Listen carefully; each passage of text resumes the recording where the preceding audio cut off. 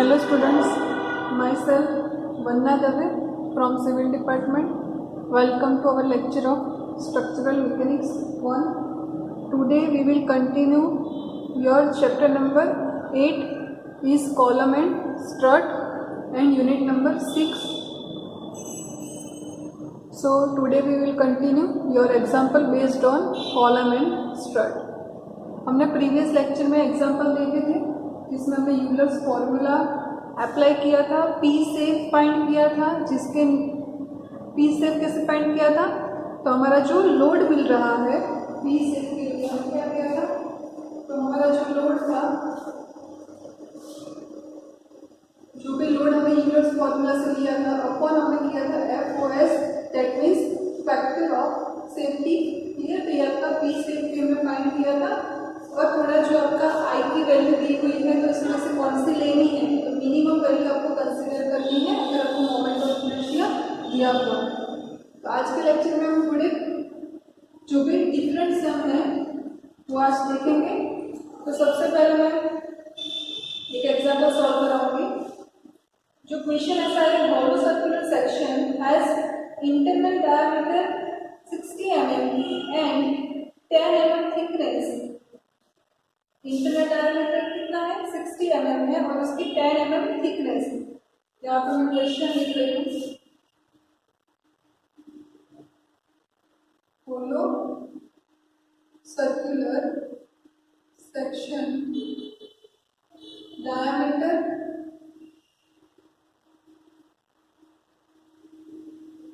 60 mm and 10 mm thickness. Clear? So calculate the radius of gyration. Calculate the radius of gyration. Clear? ऐसा नहीं कि सभी सम के अंदर आपको यूलर्स फॉर्मूला या फिर रेफरेंस फॉर्मूला जो भी है वही अप्लाई करने को बोले।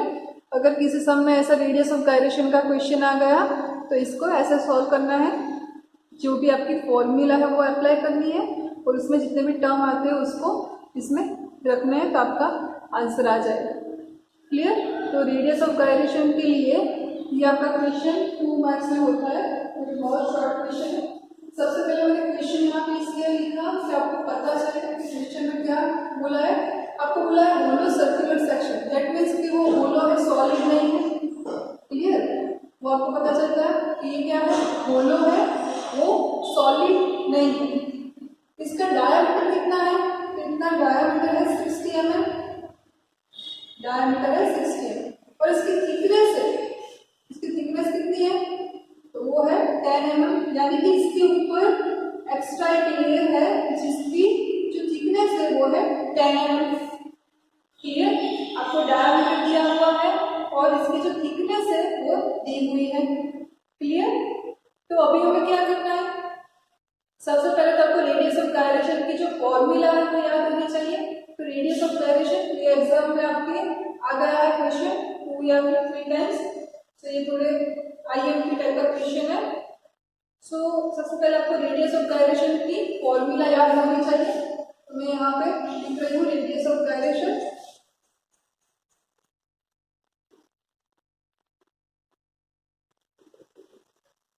क्लियर? तो रेडियस ऑफ गायरेशन यानी कि के क्या है, √I/K। क्लियर? ये तो आप सभी को मालूम है, radius of gyration that means K = √I/A। Clear? अभी हमें क्या करना है, I फाइंड करना है और A फाइंड करना है। क्लियर? तो हमें पता ही है मोमेंट ऑफ इनर्शिया, अगर आपका होलो सर्कुलर सेक्शन है तो आपका मोमेंट ऑफ इनर्शिया क्या होगा। तो सबसे पहले हम I फाइंड करते हैं। तो यहाँ पे आपका अगर आपका moment of inertia circular section का हो तो हम कैसा लिखेंगे, 5/64 d⁴ लिखते हैं। क्लियर? लेकिन हमारे यहाँ पे सर्कुलर सेक्शन सॉलिड नहीं है, यहाँ पे कैसा है, हॉलो है, दैट मींस कि इंटरनल डायमीटर भी लेना है और एक्सटर्नल डायमीटर भी लेना है। तो आपका क्या होगा, ये capital d⁴ - small d⁴। Clear? ये आपका हो जाएगा मोमेंट ऑफ इनर्शिया का इक्वेशन। यहाँ पे लिख रहे हो I equal to pi by 64 capital D raise to 4 minus small d raise to 4। अभी हम यहाँ पे फाइंड करेंगे कैपिटल और स्मॉल डायमीटर। तो स्मॉल डायमीटर तो हमें पता ही है, इंटरनल डायमीटर कितना है, D इक्वल टू 60 mm। लेकिन हमें एक्सटर्नल डायमीटर फाइंड करना है, दैट मीन्स कि हमें ये जो पोर्शन मैंने आपको अलग से लिखा है ये हमें फाइंड करना है, जो मैं डार्क कर रही हूँ ये आपको फाइंड करना है। इसको हम बोलेंगे, ये आपका स्मॉल यहाँ पे डी, इसको हम बोलेंगे कैपिटल डी। क्लियर? तो कैपिटल डी फाइंड कैसे होगा, तो ये आपका 60 है, यहाँ पे 10 mm की थिकनेस है, यहाँ पे भी 10 mm की थिकनेस है, तो 60 प्लस 10 प्लस 10,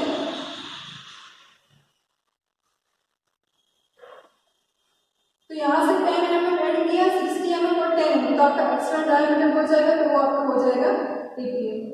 यहाँ पे थोड़ा लॉजिक अप्लाई करना है, ऐसा नहीं है कि हमें इंटरनल डायमीटर दिया है, थिकनेस दी है, तो हम कैसे फाइंड करेंगे कैपिटल डी को। इसके लिए हमें कुछ नहीं करना, कैपिटल डी फाइंड करने के लिए मैंने जो डार्कर किया है वो आपका कैपिटल डी है। तो इसके लिए हमें क्या करना है, सबसे पहले हमारा जो इंटरनल डायमीटर है वो तो है ही, तो ऊपर इसके जो ऊपर है ये थिकनेस कितनी है 10 mm, इसके एडिशन में हम लेंगे इंटरनल डायमीटर और इसके बाद हम फिर से लेंगे थिकनेस, क्योंकि थिकनेस तो सेम ही है सभी में, तो 60 प्लस 10 प्लस 10 यानी 80 mm हो जाएगा आपका डायमीटर ऑफ एक्सटर्नल। क्लियर? तो अभी आपका क्या होगा, पाई बाई 64 कैपिटल डी कितना है, तो 80 raise to 4 minus 60 raise to 4। Clear? ये आपका हो गया डायमीटर। अभी हम आई की वैल्यू फाइंड आउट करेंगे। सो स्पीड में इसका कैलकुलेशन कर लीजिए।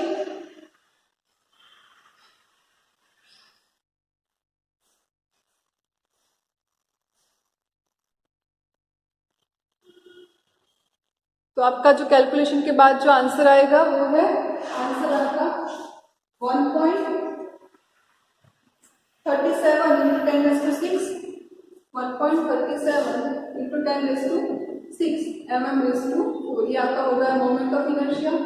अभी आपको क्या फाइंड करना है, तो अभी आपको फाइंड करना है एरिया।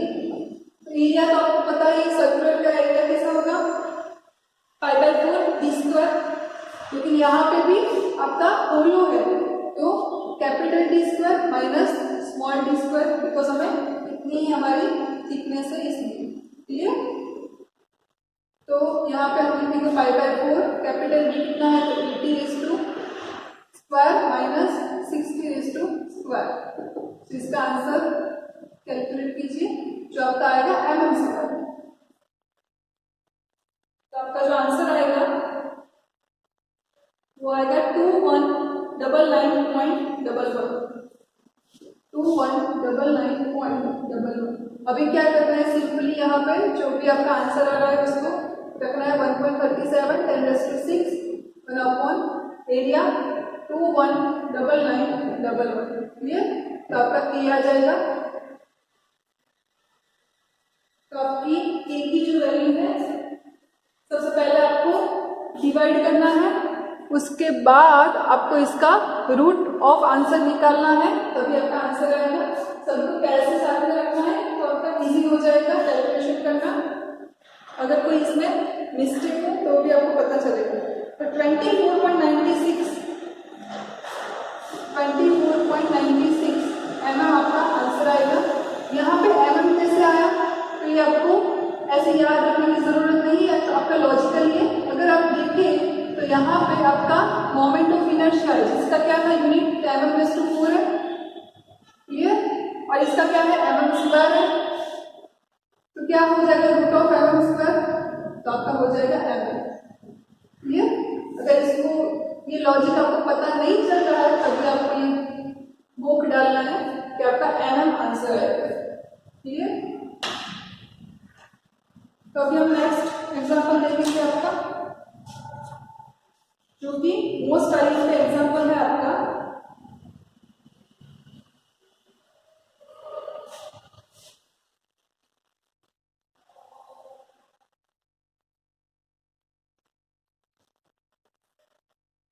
तो सबसे पहले क्वेश्चन लिखेंगे इस क्वेश्चन में फर्स्ट टाइम आपका जो रैंकिंग्स फॉर्मूला है उसको हम फॉलो करेंगे। आपके एग्जाम में दिया होगा कि रैंकिंग्स फॉर्मूला है उसको भी अप्लाई कीजिए, तभी आपको इसको अप्लाई कर सकते। तो यहाँ पे मैंने आपका क्वेश्चन लिखा है, तो सबसे पहले क्वेश्चन केयरफुली रीड करना है। ये आपका एग्जाम्पल हम बोल रहे हो मोस्ट आईएमपी क्वेश्चन है आपका, क्योंकि ये बहुत टाइम से आपके एग्जाम में आ ही रहा है, तो इसको आपको बहुत ध्यान से सॉल्व करना है। सबसे पहले क्वेश्चन देख लेते हैं। तो आपका क्या है, 4 mm तो नहीं होगा, 4 मीटर होगा आई थिंक, 4 मीटर ही है। ये 4 metre long pipe having one end fixed end other end hinge. तो सबसे पहले मैं ड्रॉ कर रही हूँ, कैसा है, वन एंड फिक्स्ड है और अदर एंड कितना है, हिंज है। क्लियर? इसकी लेंथ कितनी है, तो 4 मीटर है, L इक्वल टू 4। क्लियर? तो आपको एक लॉन्ग पाइप दी हुई है जिसकी वन साइड है फिक्स, अदर साइड है हिंज। तो अभी आपको इसका क्या दिया हुआ है, वो राउंडेड है, क्योंकि आपका डायमीटर लिखा हुआ है तो आपको पता चल जाएगा कि जो कॉलम है आपका कैसा है, राउंडेड है। क्लियर? तो राउंडेड कॉलम मैंने ड्रॉ किया हुआ है। अभी बोला है, ध्यान से देखिए, आउटर डायमीटर दिया हुआ है, दैट मीन्स ये आउटर डायमीटर है आपका कैपिटल डी है 40 mm। क्लियर? और आपको थिकनेस दी हुई है 10 mm, थिकनेस दी हुई है 10 mm। तो आपके जो पहले वाला हमने सम किया उसमें क्या था कि आपका इनर डायमीटर दिया हुआ था 60 mm था, फिर आउटर थिकनेस आपको दी हुई थी। तो हमने क्या किया था, कैपिटल डी फाइंड करने के लिए आपका जो डायमीटर था प्लस आपकी थिकनेस की थी 2 बार, क्योंकि डायमीटर तो इतना होता है तो ऊपर भी आपकी थिकनेस आएगी, नीचे भी आएगी, तो आपने ऐसा किया। लेकिन इस एग्जांपल में क्या है, कैपिटल डी दिया हुआ है, दैट मींस का आउटर डायमीटर दिया हुआ है, अभी हमें इनर डायमीटर फाइंड करना है। थिकनेस आपको दी हुई है 10 mm, तो कैसा होगा इनर डायमीटर, तो ये सबसे पहले तो आपका जो आउटर डायमीटर है उसमें से हम थिकनेस माइनस करेंगे तो हमको इनर डायमीटर मिल जाएगा। क्लियर? हमको ये फाइंड करना है। तो आपका आउटर डायमीटर कितना है, 40 है, minus 2 into thickness, 2 into thickness. क्यों 2 किया है, बिकॉज दोनों साइड आपकी थिकनेस है इसीलिए। डायमीटर कितना है 40 माइनस 2 इंटू 10, तो आपका 40 माइनस 20 यानी कि 20 mm आपका आ जाएगा इनर डायमीटर। क्लियर? और आउटर डायमीटर तो आपको पता ही है 40 mm। क्लियर? तो ये आपका हो गया इनर डायमीटर और आउटर डायमीटर।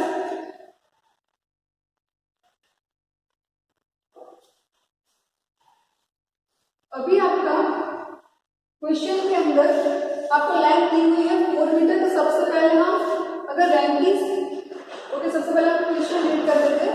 थिकनेस हमको मिल गई, तो हमें आउटर डायमीटर और इनर डायमीटर मिल गया। अभी इनकी जो भी वैल्यू आपको दी हुई है 80 दिया हुआ है, क्योंकि रैंकिंग्स फॉर्मूला के अंदर आती है टर्म्स, अल्फा भी दिया हुआ है। फाइंड क्या करना है, buckling load bye Euler's formula and buckling load bye rankings formula. तो सबसे पहले नंबर 1 देखेंगे आपका यूलर्स फॉर्मूला। तो सबसे पहले क्या है, P equal to pi square P I upon L square. Formula पहले इसलिए लिखना है कि आपको पता चले कि आपको क्या क्या फाइंड करना है। ऐसा नहीं है कि हमको ऐसे रट लेना है कि हमको यही फाइंड करना है सबसे पहले, बाद में यही फाइंड करना है, ऐसा नहीं। क्लियर? तो आपकी जो फॉर्मूला है पाई स्क्वायर ये अपॉन एल स्क्वायर, तो ई की वैल्यू तो आपको दी हुई है। क्लियर? आई फाइंड करना है और एल फाइंड करना है। तो सबसे पहले हम एल ही लिखेंगे। तो अगर आपका एक एंड फिक्स है और अदर इंच है तो आपका एल हो जाएगा एल अपॉन √2। लेकिन लेंथ जो आपकी 4 मीटर है तो हम क्या करेंगे, इसको कन्वर्ट करेंगे mm में। तो आपका 4000 डिवाइड बाय √2, तो आपका एल हो जाएगा। तो एल का जो आंसर है वो आपका आएगा 4000 डिवाइड बाय √2, दैट मीन्स 2828.5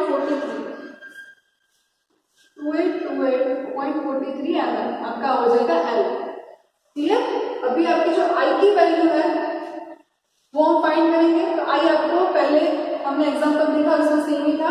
अगर आपका होलो सर्कुलर सेक्शन है तो pi by 64 capital D raise to 4 minus small D raise to 4, तो पाई बाय 64, तो कैपिटल डी कितना है तो आपका 40 है, माइनस स्मॉल डी कितना है तो आपका है 20। क्लियर? तो इसका कैलकुलेशन करना है जो आपका mm/4 में आंसर आएगा। सो कैलकुलेशन के बाद इसका जो आंसर आ रहा है वो है 117809.72 117809.72 mm/4। अभी क्या करना है, सभी वैल्यू को यहाँ पे रखना है। तो आपका पाई स्क्वायर 3.40 स्क्वायर, ई की वैल्यू कितनी है तो 2 × 10⁵। इसके बाद आपका आई कितना आया तो 117809.72 आपका आई आया। अभी आपका एल होगा तो एल क्या होगा तो वो आपका होगा 28.43 स्क्वायर। तो आपका यहाँ पे पी आएगा। तो सबसे पहले इसका मल्टीप्लिकेशन करना है, बाद में इसका स्क्वायर करना है, उसके बाद इसका डिवाइड करना है। अदरवाइज आपका जो आंसर आएगा वो रॉन्ग आएगा। कैसे का प्रॉपर यूज करना है, ब्रैकेट है तो वहां पर ब्रैकेट भी यूज करना है। क्लियर? तो आपका जो पी का आंसर आएगा वो होगा आपका 29068.32 29068.32 आपका न्यूटन होगा। मैंने आपको बोला है किलोमीटर में कन्वर्ट करना है तभी सही है, वरना ये आंसर भी आपका सही है। 29.06 आपका हो जाएगा किलोमीटर। क्लियर? तो ये आपका होगा यूलर्स फॉर्मूला। अभी हम करेंगे रैंकिन्स फॉर्मूला। तो यहाँ पे मैं लिख रही हूँ रैंकिन्स formula.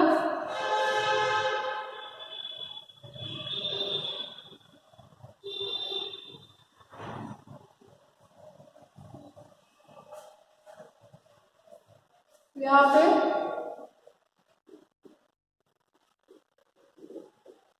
रैंकिन्स formula. Clear? So Rankine's formula कैसे है, P R equal to F C into A, F C into A upon 1 plus alpha, उसके बाद है आपका L upon K square, L upon K square. Clear? तो आपको एफ सी दिया हुआ है। क्लियर? अल्फा की जो वैल्यू है वो भी दी हुई है। आपका जो एल है वो भी आपको पता है। आपको एरिया फाइंड करना है और radius of gyration A find करना है। क्लियर? तो यहाँ पे मैं आई की जो वैल्यू है इसको रॉक कर देती हूँ। तो आपका एरिया कैसा आएगा तो एरिया होगा pi by 4 into D square, pi by 4 D square, D capital D square minus small D square, तो पाई बाय 4 कैपिटल डी कितना है 40 स्क्वायर माइनस 20 स्क्वायर। यहाँ पे आपका आंसर आएगा बी का।